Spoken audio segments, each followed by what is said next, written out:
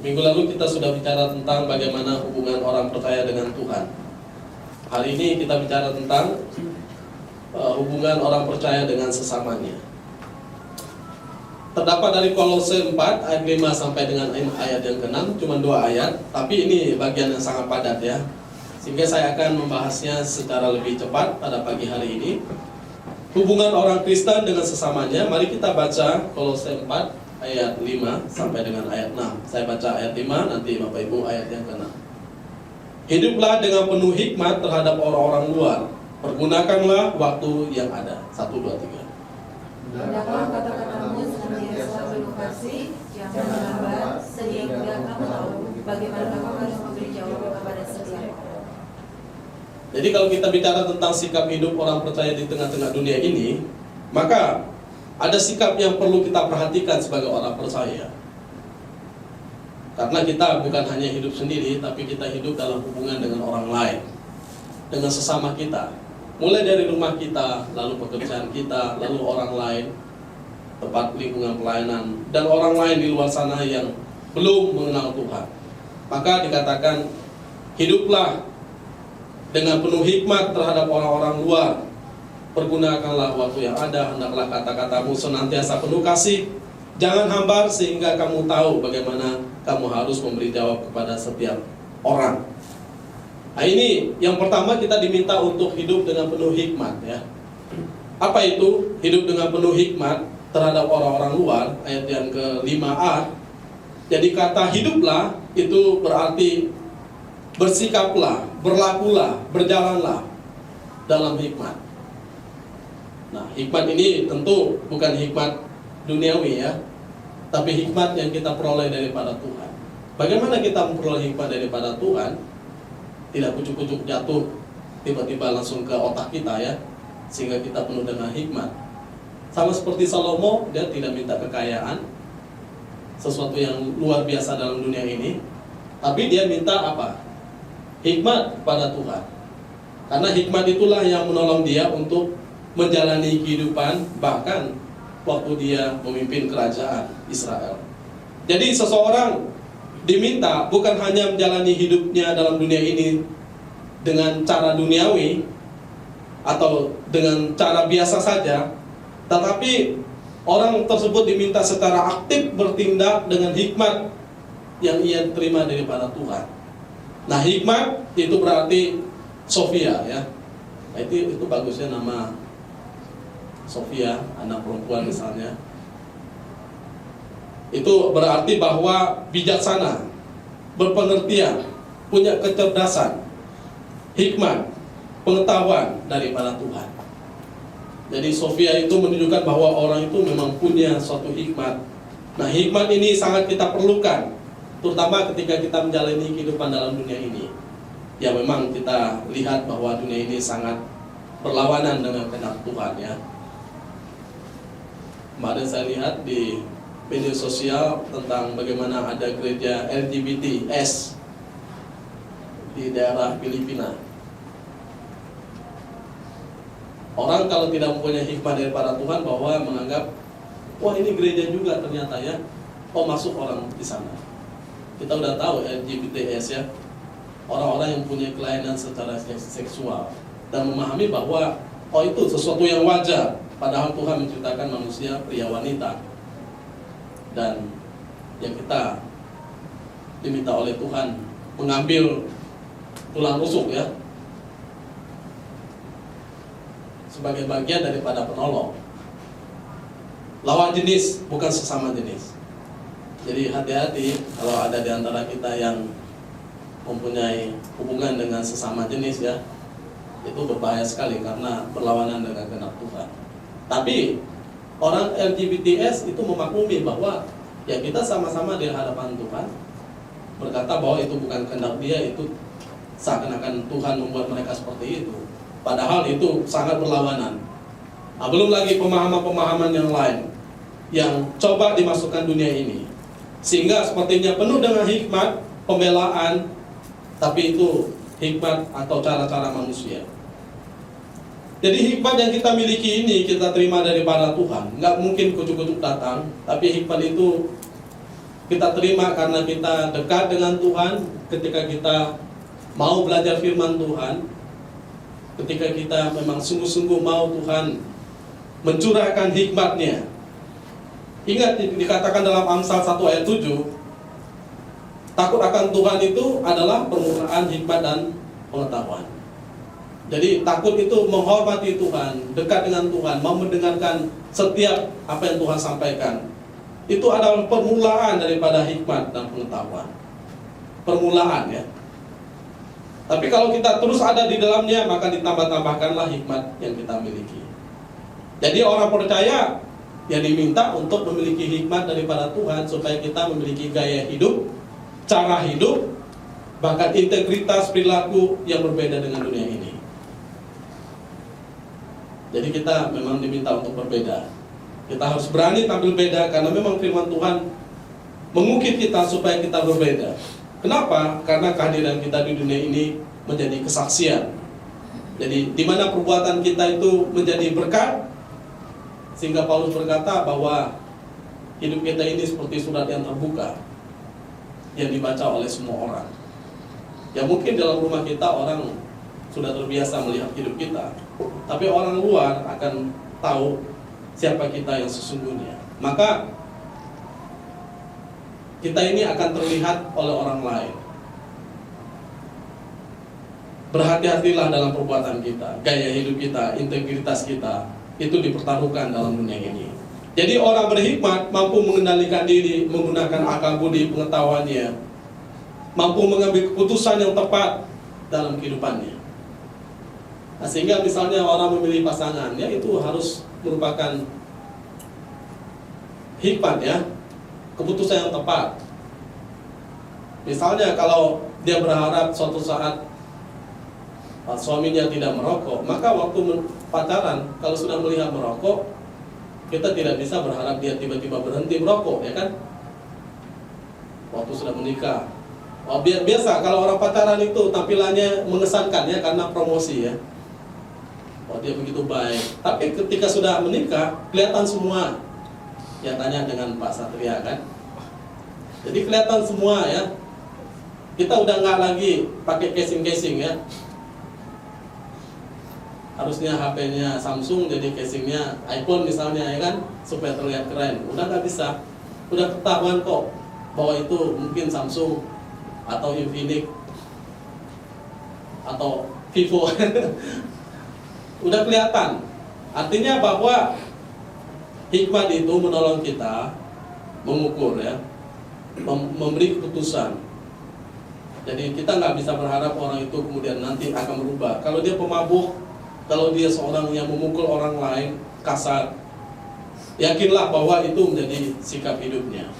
Kalau dia memang tidak sungguh bertobat, tidak mungkin akan berubah tiba-tiba. Sehingga butuh hikmat mengambil keputusan. Jadi jangan dibutakan karena cinta ya, sehingga kita terima semuanya, seakan-akan semuanya baik-baik saja. Sehingga kita tidak boleh menyerahkan diri kita pada keinginan-keinginan kita saja, atau kemauan-kemauan kita saja, karena kita sangat bernafsu ya, sangat ingin, maka kita menyerahkan diri pada keinginan kita, lupa berpikir minta hikmat pertolongan daripada Tuhan dalam keputusan-keputusan kita, dalam setiap hari yang kita jalani. Sehingga minggu lalu kita sudah bicara tentang bagaimana pentingnya hubungan dengan Tuhan. Kita berdoa, mohon bijaksana pimpinan daripada Tuhan, karena Tuhan lebih baik dalam tuntunannya bagi kehidupan kita. Maka waktu kita menjalani hidup kita, ya kita harus berpegang pada Tuhan, berpegang pada firman Tuhan. Dan memang ingat, kita harus sangkal diri, pikul salib, mengikut Yesus. Dan kita akan menemukan artinya hikmat itu dalam kehidupan kita. Nah, kalau orang mengumbar nafsunya, keinginannya, yakinlah dia tidak akan mempunyai hikmat yang daripada Tuhan, karena dia lebih kuat pada keinginannya. Pergunakan waktu yang ada. Itu yang juga diminta di dalam bagian firman Tuhan. Jadi waktu kita itu sangat penting ya. Kata pergunakan berarti memerah keuntungan. Ya sama seperti misalnya orang memerah susu sapi, itu artinya memerah sebanyak-banyaknya, mendapatkan keuntungan sebanyak-banyaknya. Atau digambarkan seperti orang yang menebus sesuatu yang berharga. Jadi orang berupaya, orang mengusahakan sesuatu yang berharga itu, sehingga dia mendapatkannya kembali. Misalnya ketika kita menggadaikan sesuatu di pegadaian ya, karena itu barang berharga, nggak mungkin kita biarkan aja lah. Tapi kita akan berupaya ya, mengambilnya lagi, supaya tidak menjadi rugi atau terbuang dengan percuma. Maka kata pergunakan waktu yang ada itu mengisyaratkan tentang bagaimana kita harus memperoleh keuntungan dari waktu kita, bagaimana kita mendapatkan sesuatu yang berharga dari waktu-waktu kita. Jadi ada kata menebus, itu menyiratkan ada sesuatu yang memang perlu dibayar di sana. Kita tidak akan membayar sesuatu yang menurut kita itu tidak penting, tidak bernilai, tapi kita akan membayarnya dengan mati-matian. Sama seperti misalnya, kita mau berhasil, ya bayar harga. Bagaimana kita berhasil? Ya kerja keras. Kita mau jadi orang pintar, nilainya bagus, bayar harga. Bagaimana? Belajar sungguh-sungguh. Kita mau masa depan kita lebih cerah, ya belajar lebih sungguh-sungguh lagi. Karena sebetulnya kunci daripada kehidupan ini bukan sekedar orang pintar ya, tapi juga orang yang sungguh-sungguh, orang yang konsisten. Orang yang miskin bisa berubah menjadi orang kaya. Kenapa? Karena berupaya, berjuang, mau menebus, mau mendapatkan keuntungan daripada kehidupannya. Kemudian orang yang tidak punya uang bisa mendapatkan uang karena berupaya, berjuang. Demikian kehidupan kita yang biasa-biasa saja secara rohani bisa menjadi orang yang melesat, bertumbuh secara rohani karena kita berupaya, berjuang. Jadi kita harus mempergunakan, memanfaatkan waktu yang ada dengan baik-baik ya. Semua kita di sini punya waktu yang sama. Setiap hari semua kita punya waktu 24 jam. Tapi pertanyaannya bagaimana kita menggunakan waktu kita? Apakah bermanfaat atau hanya sekedar lalu saja? Atau hari-hari kita hanya hari-hari yang rutinitas yang kita jalani? Atau ada kualitas-kualitas, ada target-target yang ingin kita capai dalam kehidupan kita? Mari pertanyakan, hari ini kita lakukan apa, hari ini kita lakukan apa, progresnya bagaimana, ya kan? Sehingga ada proses, ada progres, ada sukses. Jadi hiduplah hari ini seolah-olah besok adalah hari yang terakhir. Artinya manfaatkan waktu kita. Karena kalau sudah terlewat itu sulit sekali atau sama sekali tidak bisa kembali. Jadi tindakan kita harus dengan penuh hikmat. Itu terlihat daripada apa? Penggunaan waktu kita. Bagaimana kita memanfaatkan waktu kita dalam hari-hari kita. Jangan sampai itu menjadi sia-sia, terbuang dengan percuma. Jangan sampai waktu yang berharga itu seakan-akan tidak bernilai, ya kan? Terbuang. Ingat waktu kita ini terbatas sekali. Ya saya tidak tahu waktu-waktu di masing-masing hari-hari kita. Karena suatu saat Tuhan bisa memanggil kita, menjemput kita, atau suatu saat Tuhan bisa melakukan perkara-perkara yang besar bagi kehidupan kita masing-masing. Jadi penting sekali mempergunakan waktu kita dengan baik. Kapan waktu yang ada itu? Karena pergunakanlah waktu yang ada. Kapan waktu yang ada itu? Waktu sekarang ya. Waktu yang lalu sudah lewat. Waktu sekarang masih ada, ke depan masih ada, ke depan masih ada, ke depan masih ada, besok lusa, hari depan, tahun depan. Semasa kita hidup itu waktu masih ada. Jadi misalnya kalau kita ingin belajar piano, ya belajarlah sekarang. Bagaimana supaya kita boleh menjadi seorang pemain piano yang baik. Atau misalnya kalau kita ingin menjadi seorang penyanyi, belajarlah mulai dari sekarang. Kita seringkali menjadi orang yang menunda waktu ya. Kita pikir besoklah, besoklah, besoklah, besoklah, besoklah. Nanti. Akhirnya yang nanti semua terbuang. Akhirnya apa? Waktu kita terus lewat. Maka waktu kita bekerja, pakailah waktu kita semaksimal mungkin. atau waktu kita hidup ini, pakailah waktu kita semaksimal mungkin sehingga kita memperoleh sesuatu nilai, makna, kualitas daripada kehidupan kita. Yang bekerja, bekerjalah dengan baik. Ya, melayanilah dengan baik. Bahkan yang studilah dengan baik. Karena kalau waktu itu sudah lewat, jangan sampai kita menyesal dan semua terbuang dengan percuma. Berikutnya kita diminta untuk dalam sikap kita sebagai orang percaya dengan sesama kita berkata-kata dengan penuh kasih. Hendaklah kata-katamu senantiasa penuh kasih. Ayat 6 bagian A. Dalam terjemahan lain dikatakan kata-kata itu bukan hanya penuh kasih ya, tapi ada suatu penuh berkat dikatakan, penuh hadiah, menyenangkan, menarik, manis didengar, dan selalu menyatakan hadirat serta anugerah Tuhan pada orang lain. Jadi kata-kata kita itu jangan sampai menjadi kata-kata yang sia-sia, tapi harus menjadi kata-kata yang mendatangkan berkat, mendatangkan hadiah. Seakan-akan kalau orang diberi hadiah senang nggak? Senang. Mendatangkan apa? Kesenangan, menarik, enak untuk didengar. Jadi jangan sampai kata-kata kita itu menjadi kata-kata yang tidak menyenangkan, yang tidak menarik, yang sia-sia. Ya, ini menyiratkan tentang bagaimana kehadiran kita, seakan-akan kehadiran kita kepada orang lain, kita mewakili Allah, kita menyatakan kehadiran Allah pada orang lain. Jadi setiap kali kita berkata-kata dengan penuh kasih, dengan penuh hikmat. Jadi perkataan kita haruslah perkataan yang bermakna, perkataan yang baik. Baik perkataan dalam interaksi kita dengan sesama kita hari lepas hari, maupun perkataan kita dalam tafsirannya, bahwa perkataan kita dalam memberi ajaran kepada orang lain atau pengajaran, atau perkataan kita dalam memberitakan firman Tuhan, haruslah dengan lemah lembut dikatakan dalam firman Tuhan dan dengan penuh kasih. Ya, ini suatu hal yang menarik ya.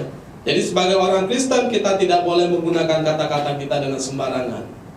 Nah, itu bisa berarti kita tidak boleh menggosipkan orang lain atau memfitnah orang lain, menggunakan kata-kata kita untuk memaki orang lain, merendahkan orang lain, atau kata-kata kotor, kata-kata kasar, kata-kata bercanda yang melecehkan orang lain. Mungkin terlihat sangat serius ya, tapi enggak juga menurut saya. Kita pergunakanlah kata-kata kita secara pantas. Dulu waktu kami di salah satu kantor ya, jadi orang ini kalau ngomong itu selalu nyerempet-nyerempet terhadap hal-hal yang tidak pantas ya. Apapun pembicaraannya selalu bicara tentang hal-hal yang tidak pantas. Jadi orang-orang yang menggunakan perkataannya dengan kata-kata yang tidak pantas, mungkin bersifat pornografi, atau kata-kata yang sedikit-sedikit menggosipkan orang, sedikit-sedikit bicara tentang orang lain. Semua orang dilihat dari atas ke bawah, entah wajahnya, entah rambutnya, entah pakaiannya, entah gaya jalannya, lain sebagainya. Jadi orang-orang seperti itu seringkali menggunakan kata-katanya hanya untuk bicara tentang orang lain. Maka gak heran seringkali orang mudah berkata-kata tentang orang lain, ya kan, ketimbang berkata-kata tentang dirinya sendiri. Jadi ini suatu hal yang menarik kalau kita juga perhatikan dalam generasi kita ya. Generasi kita ini, ya mungkin bukan kita, tapi orang-orang di sekitar kita menggunakan kata-kata secara sembarangan. Misalnya memanggil temannya, kalau anak-anak muda sekarang anjing gitu kan, anjing gitu kan, anjing gitu kan. Jadi seperti biasa, santai aja, udah nggak ada suatu rasa bahwa itu sesuatu yang salah. Atau dengan kata-kata yang tidak pantas, babi, monyet, lain sebagainya, kata-kata yang sembrono. Belum lagi dengan kata-kata yang kasar yang seringkali kita dengar, orang ngomong bego, tolol, goblok, lain sebagainya. Ya menurut saya kata-kata seperti ini harus kita mengerti itu sesuatu yang salah. ya kita harus menolak menggunakan kata-kata yang tidak tepat seperti itu. Jadi ini sangat tidak pantas.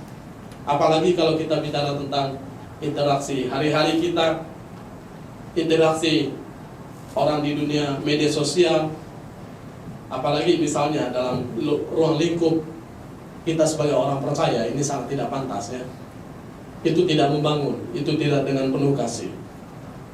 Jadi ingat apa yang dikatakan Yakobus, lidah itu kecil tetapi bila salah digunakan itu sangat berbahaya.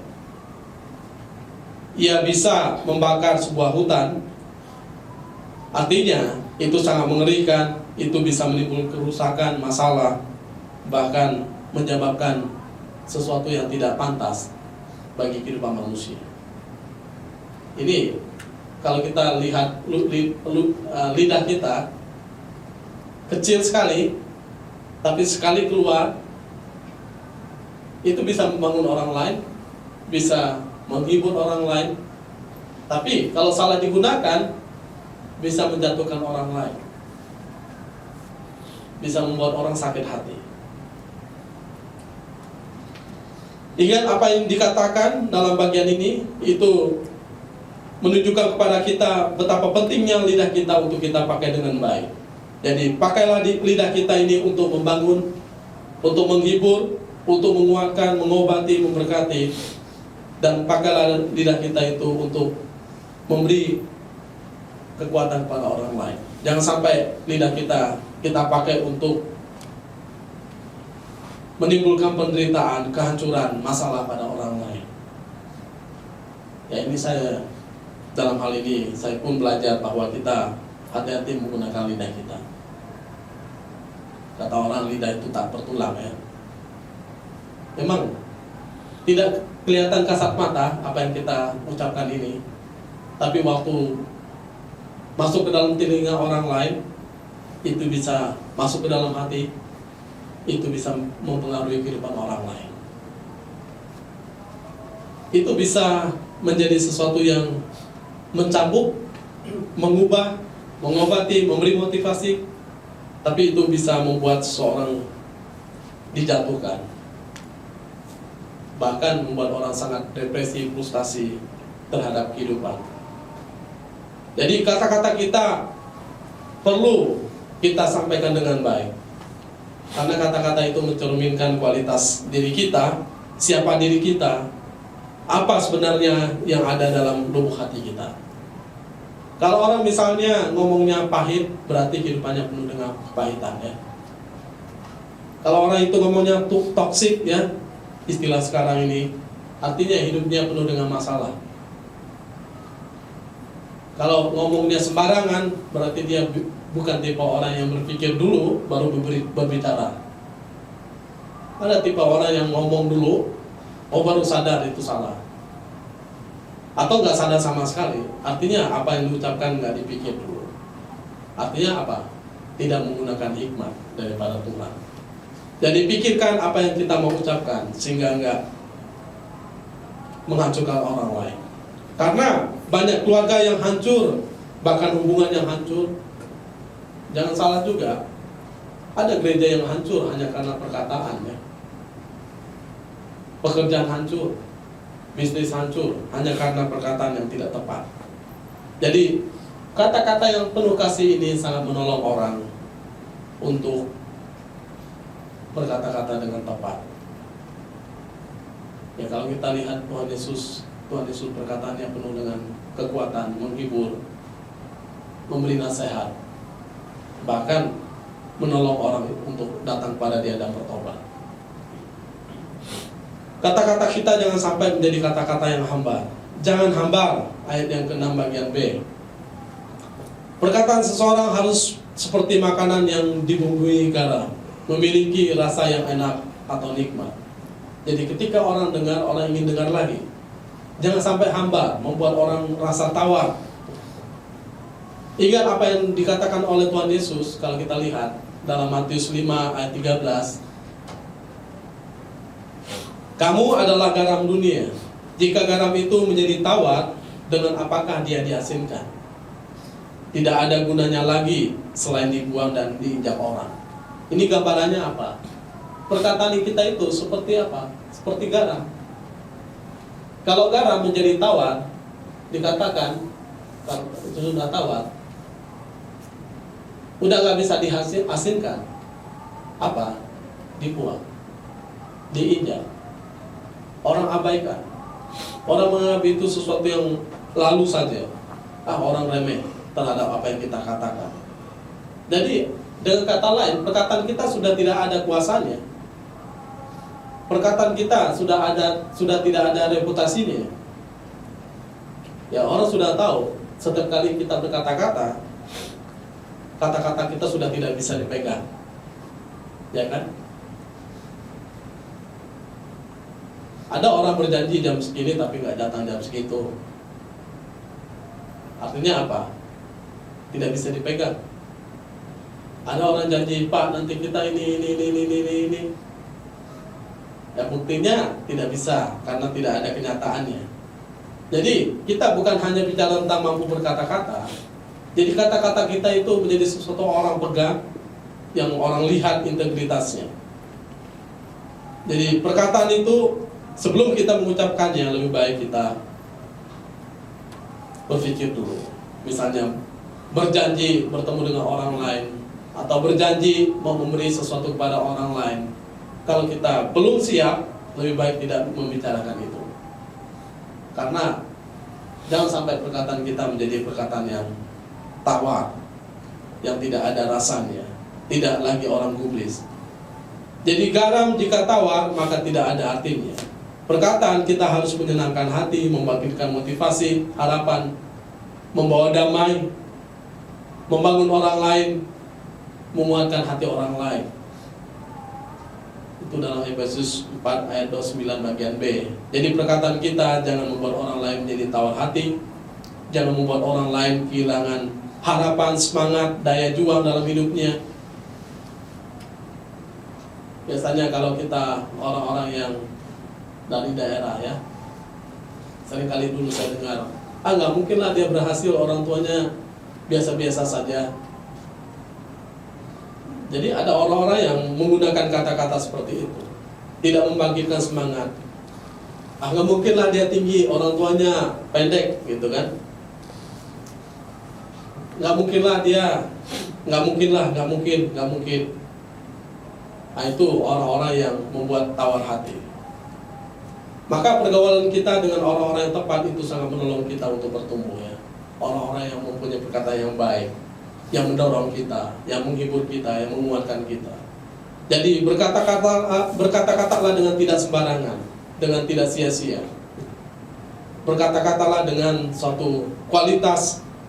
Karena apa? Karena kehadiran kita itu menyalurkan anugerah Tuhan, menyalurkan kebaikan Tuhan bagi orang lain. Dari kata-kata kita orang bisa melihat siapa kita. Bahkan mungkin orang bisa melihat, oh orang ini orang yang dekat dengan Tuhan, oh pantas dia berkata-kata seperti itu. Kalau kita lihat, Tuhan Yesus mempunyai perkataan yang sangat indah. Ketika orang letih lesu berbeban berat, Yesus berkata, marilah kepadaku semua yang letih lesu dan berbeban berat, aku akan memberikan kelegaan kepadamu. Bukankah ini suatu kalimat yang menguatkan kita, ya kan? Dalam setiap situasi kehidupan kita. Ada Tuhan yang mengulurkan tangannya, berkata, marilah kamu yang letih lesu, yang berbeban berat, aku akan memberikan pertolongan, kelegaan, kekuatan kepadamu. Jadi ada harapan di dalam dia. Bagi yang terakhir, kita memberi jawab kepada semua orang. Memberi jawab dalam hal ini, kita mengingat bahwa kehadiran kita dalam tengah dunia ini bukan hanya untuk kesenangan diri kita sendiri, tapi juga untuk kehidupan orang lain.